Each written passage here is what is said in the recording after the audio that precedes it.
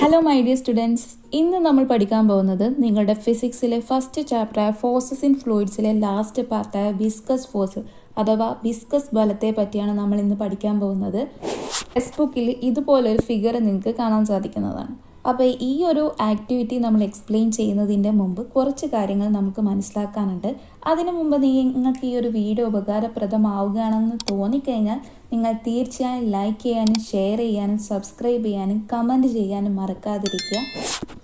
അപ്പം നമ്മൾ ഇന്ന് പഠിക്കാൻ പോകുന്ന കാര്യങ്ങൾ എന്തൊക്കെയാണെന്ന് നോക്കാം. വിസ്കോസിറ്റി എന്താണ്? വിസ്കോസിറ്റി നമ്മളുടെ റിയൽ ലൈഫിൽ എവിടെയൊക്കെയാണ് നമ്മൾ ഉപയോഗിക്കുന്നത്? ഓരോ ലിക്വിഡിനും ഡിഫറെൻറ്റ് സ്പീഡായിരിക്കും ഉണ്ടാവുക. അപ്പോൾ ഡിഫറെൻറ്റ് ലിക്വിഡിന് ഡിഫറെൻറ്റ് സ്പീഡാണ് ഉണ്ടാവുക. അതിന് കാരണം എന്താണ്? ഈ ഒരു ടെമ്പറേച്ചറും വിസ്കോസിറ്റിയും തമ്മിലുള്ള റിലേഷൻ എന്താണ്? വിസ്കോസിറ്റി കൂടിയ നമ്മളെ വാട്ടറിനേക്കാൾ വിസ്കോസിറ്റി കൂടിയ ലിക്വിഡ്സ് ഉണ്ട്, അതുപോലെ തന്നെ കുറഞ്ഞ ലിക്വിഡ്സ് ഉണ്ട്. അവ ഏതൊക്കെയാണ്? അതുപോലെ തന്നെ ഈ ഒരു വിസ്കോസിറ്റി കൂടിയ ലിക്വിഡ്സിനെ നമ്മൾ എന്താണ് പറയുക? അതുപോലെ തന്നെ വിസ്കോസിറ്റി കുറഞ്ഞ ലിക്വിഡ്സിന് എന്താണ് പറയുക? ഇത്തരത്തിലുള്ള കാര്യങ്ങളാണ് നമ്മൾ ഇന്നത്തെ ക്ലാസ്സിൽ പഠിക്കാൻ പോകുന്നത്. അപ്പോൾ നമ്മുടെ ടെക്സ്റ്റ് ബുക്കിലുള്ള എല്ലാ ആക്ടിവിറ്റിയും നമ്മൾ ഡീറ്റെയിൽ ആയിട്ട് പഠിക്കുന്നുണ്ട്. അതിനു മുമ്പ് നമുക്ക് കുറച്ച് കാര്യങ്ങൾ മനസ്സിലാക്കേണ്ടതുണ്ട്. അതെന്തൊക്കെയാണെന്ന് നോക്കിയതിൻ്റെ ശേഷം നമുക്ക് ടെക്സ്റ്റ് ബുക്കിലുള്ള കാര്യങ്ങൾ ഡീറ്റെയിൽ ആയിട്ട് നോക്കാം. വിസ്കോസിറ്റിയെ നമുക്ക് സിമ്പിളായിട്ട് എങ്ങനെ പറയാം? Is a measure of it resistance of fluid to flow. അതായത് ഒരു ഫ്ലൂയിഡ് ഫ്ലോ ചെയ്യുന്നത് റെസിസ്റ്റ് ചെയ്യുന്ന മെഷർമെൻറ്റിനെയാണ് വിസ്കോസിറ്റി എന്ന് പറയുന്നത്. അപ്പോൾ നമുക്കറിയാം, ഒരു ലിക്വിഡ് ഫ്ലോ ചെയ്യുമ്പോൾ അവിടുത്തെ മോളിക്യൂൾസ് എന്ത് ചെയ്യും? ഇതുപോലെ മൂവ് ചെയ്തുകൊണ്ടിരിക്കും. അപ്പോൾ ഈ മോളിക്യൂൾസിന് എന്തുണ്ടാവും? ഒരു ഫ്രിക്ഷൻ എക്സ്പീരിയൻസ് ചെയ്യും. എന്തുകൊണ്ട്? Due to molecular interaction among them. അതായത് ഇവ തമ്മിൽ എന്തുണ്ട്? ഒരു മോളിക്കുലർ ഇൻട്രാക്ഷൻ ഉണ്ട്. അത് കാരണമാണ് ഈ മോളിക്യൂളിന് ഫ്രിക്ഷൻ അനുഭവപ്പെടുന്നത്. അങ്ങനെ പറഞ്ഞാൽ എന്താണ്? അതായത് ഡിഫറെൻറ്റ് ഫ്ലൂയിഡിന് ഡിഫറെൻറ്റ് വിസ്കോസിറ്റിയാണ് ഉണ്ടാവുക. അതായത് നമ്മളിപ്പോൾ ഒരു ഫ്ലൂയിഡിൻ്റെ മുകളിൽ ഫോഴ്സ് അപ്ലൈ ചെയ്യുന്നു. അപ്പോൾ ഓരോ ഫ്ലൂയിഡും എന്താണ്? ഡിഫറെൻ്റ് ആണ്. ഡിഫറെൻറ്റ് ഫ്ലൂയിഡ്സിൻ്റെ മുകളിൽ നമ്മൾ ഫോഴ്സ് അപ്ലൈ ചെയ്ത് കഴിഞ്ഞാൽ എന്താ സംഭവിക്കുക? ആ ഓരോ ഫ്ലൂയിഡും ഡിഫറെൻറ്റ് സ്പീഡിലാണ് ഫ്ലോ ചെയ്യുക. അപ്പോൾ ജസ്റ്റ് ഞാനൊരു ക്വസ്റ്റ്യൻ ചോദിക്കട്ടെ. ഇത് നിങ്ങളുടെ ടെക്സ്റ്റ് ബുക്കിൽ ഇല്ലാത്തൊരു ക്വസ്റ്റ്യനാണ്. ഇപ്പോൾ ഒരു ഷിപ്പ് ഓയിലിലൂടെ മൂവ് ചെയ്യുമ്പോഴാണോ വാട്ടറിലൂടെ മൂവ് ചെയ്യുമ്പോഴാണോ കൂടുതൽ ഫ്യൂവൽ നഷ്ടപ്പെടുക? ജസ്റ്റ് നിങ്ങളൊന്ന് തിങ്ക് ചെയ്ത് നോക്ക്. അപ്പോൾ ഇത് വെറുതെ ഞാൻ നിങ്ങളോട് ചോദിച്ചതാണ്. അപ്പം നമുക്ക് നമ്മുടെ ചാപ്റ്ററിൻ്റെ ഉള്ളിലേക്ക് കിടക്കാം. അടുത്തതായിട്ട് നമ്മൾ ഡിസ്കസ് ചെയ്യാൻ പോകുന്നത് നിങ്ങളുടെ ടെക്സ്റ്റ് ബുക്കിലുള്ള ആക്ടിവിറ്റിയാണ്. അപ്പോൾ നമുക്കറിയാവുന്ന ഒരു കാര്യമാണ്, സിംപ്ലി നമുക്ക് അറിയാവുന്ന ഒരു കാര്യമാണ്, നമ്മുടെ വാട്ടർ ഫ്ലോ ചെയ്യുന്ന വേഗത്തിലായിരിക്കില്ല ഹണി ഒഴുകുന്നത്. അതായത് ഫ്ലോ ചെയ്യുന്നത്. അതിന് എന്തായിരിക്കും കാരണം എന്നുള്ളതാണ് നമ്മൾ ഈ ഒരു എക്സ്പെരിമെൻറ്റിലൂടെ നമ്മൾ നോക്കാൻ പോകുന്നത്. അതിനായിട്ട് നമ്മൾ ചെയ്യേണ്ട ഒരു കാര്യം എന്താണെന്ന് വെച്ചാൽ, ഒരു ഗ്ലാസ് പ്ലേറ്റ് എടുക്കുക.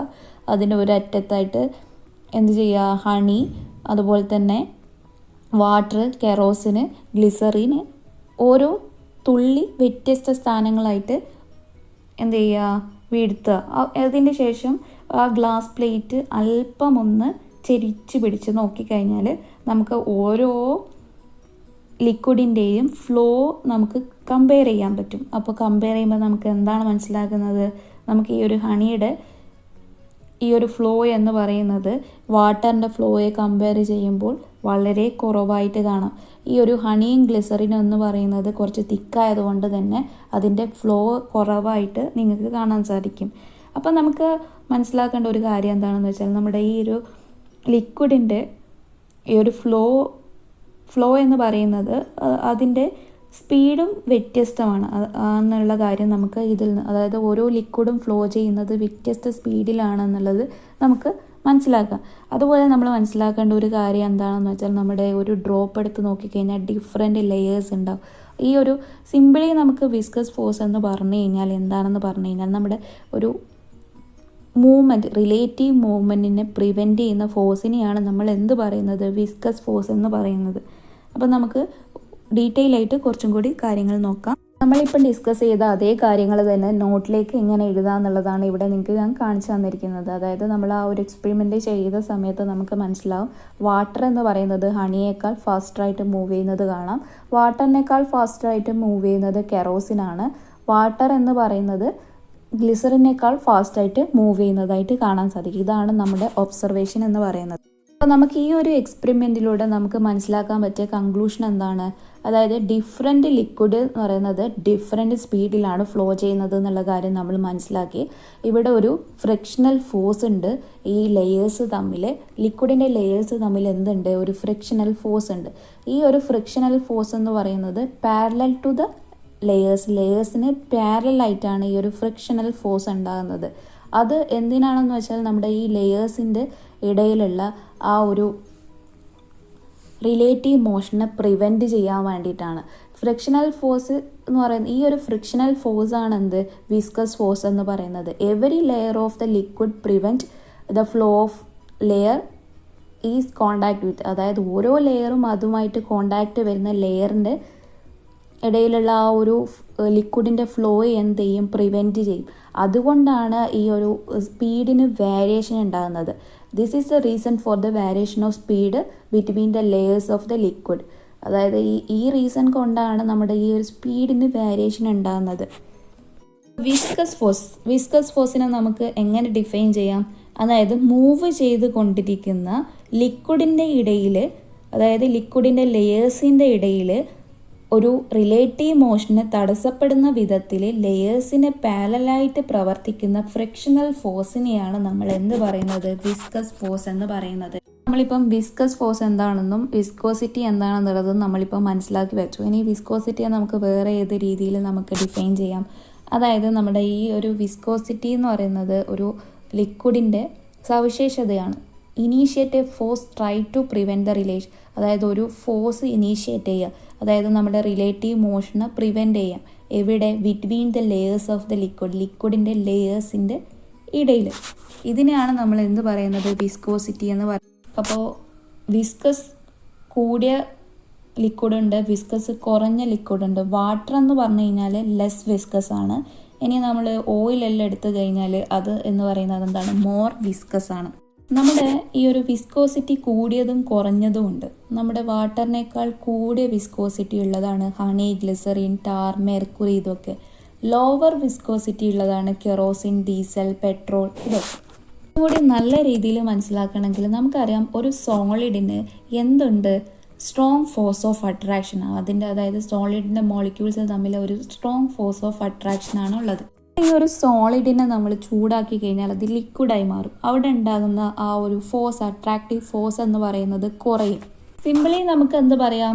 റിലേറ്റീവ് മൂവ്മെൻറ്റ് എന്ന് പറയുന്നത് വിസ്കോസിറ്റിക്ക് ഈക്വൽ ആണെന്ന് പറയാം. ലെസ് വിസ്കോസിറ്റി ആകുന്ന സമയത്ത് എന്താണ് സംഭവിക്കുന്നത്? അവിടെ മോളിക്യൂൾസ് തമ്മിൽ എന്താണ്? വീക്ക് ഫോഴ്സ് ഓഫ് അട്രാക്ഷൻ ആണ്. അപ്പോൾ മോർ റിലേറ്റീവ് മൂവ്മെൻ്റ് ആണ് അവിടെ നടക്കുന്നത്. അതായത് നമ്മളിപ്പം ലിക്വിഡിൻ്റെ കേസ് എടുത്ത് നോക്കിക്കഴിഞ്ഞാൽ സോളിഡിനെ അപേക്ഷിച്ചിട്ട് അവിടെ ഫോഴ്സസ് എന്ന് പറയുന്നത്, ഫോഴ്സ് ഓഫ് അട്രാക്ഷൻ എന്ന് പറഞ്ഞു കഴിഞ്ഞാൽ കുറവാണ്. അതുകൊണ്ട് തന്നെ അതിൻ്റെ റിലേറ്റീവ് മൂവ്മെൻറ്റ്, അതിൻ്റെ മോളിക്യൂൾസിന് എന്താണ്? മൂവ് ചെയ്യാനുള്ള ആ ഒരു ടെൻഡൻസി കൂടുതലാണ്. മോർ വിസ്കോസിറ്റി ആകുമ്പോൾ എന്താണ്? അവിടെ ഉണ്ടാകുന്ന അട്രാക്ഷൻ എന്ന് പറയുന്നത് സ്ട്രോങ് ഫോഴ്സ് ഓഫ് അട്രാക്ഷൻ ആണ്. ആ സ്ട്രോങ് ഫോഴ്സ് ഓഫ് അട്രാക്ഷൻ കൊണ്ട് തന്നെ അതിൻ്റെ റിലേറ്റീവ് മൂവ്മെൻറ്റ് എന്ന് പറയുന്നത് കുറവായിരിക്കും. നമുക്കറിയാം വിസ്കോസിറ്റി കൂടിയ ലിക്വിഡ്സിന് നമുക്ക് എന്ത് വിളിക്കാം? വിസ്കസ് ലിക്വിഡ്സ് എന്ന് വിളിക്കാം. അതിന് എക്സാമ്പിൾസ് ആണ് ഹണി, ഗ്ലിസറിൻ എന്ന് പറയുന്നത്. ഇനി നമുക്ക് ലോവർ വിസ്കോസിറ്റി ആയ ലിക്വിഡ്സിന് എന്താണ് വിളിക്കുക? മൊബൈൽ ലിക്വിഡ്സ് എന്ന് വിളിക്കാം. അതിന് എക്സാമ്പിൾസ് ആണ് കെറോസിൻ, ഡീസൽ, പെട്രോൾ. ഇതൊക്കെ ഇനി നമുക്ക് പഠിക്കാനുള്ള ഒരു കാര്യമാണ് എന്താണ് വിസ്കോസിറ്റിയും ടെമ്പറേച്ചറും തമ്മിലുള്ള റിലേഷൻ എന്ന് പറയുന്നത്. അതായത് ടെമ്പറേച്ചർ ഇൻക്രീസ് ചെയ്യുന്ന സമയത്ത് വിസ്കോസിറ്റി ഡിക്രീസ് ചെയ്യുന്നതായിട്ട് ആണ് കാണുന്നത്. അതിൻ്റെ റീസൺ എന്താണെന്ന് വെച്ചാൽ നമ്മൾ ഇപ്പോൾ എക്സാമ്പിളായിട്ട് നമ്മൾ പറഞ്ഞ ഒരു സോളിഡ് നമ്മൾ ഹീറ്റ് ചെയ്യുന്ന സമയത്ത് ലിക്വിഡായി മാറുന്നുണ്ട്. ലിക്വിഡായി മാറുന്ന ആ സമയത്ത് എന്താണ്? ഹീറ്റ് അവിടെ ഇൻക്രീസ് ചെയ്യാണ്. അപ്പോൾ ഇൻക്രീസ് ചെയ്യുന്ന സമയത്ത് ആ ഒരു മൂവ്മെൻറ്റ് എന്ന് പറയുന്നത് കൂടുകയാണ് ചെയ്യുന്നത്. അപ്പോൾ ഈ പാർട്ടിക്കിൾസിൻ്റെ മൂവ്മെൻറ്റ് കൂടുക എന്ന് പറഞ്ഞു കഴിഞ്ഞാൽ എന്താണ് അതിൻ്റെ മീനിങ്?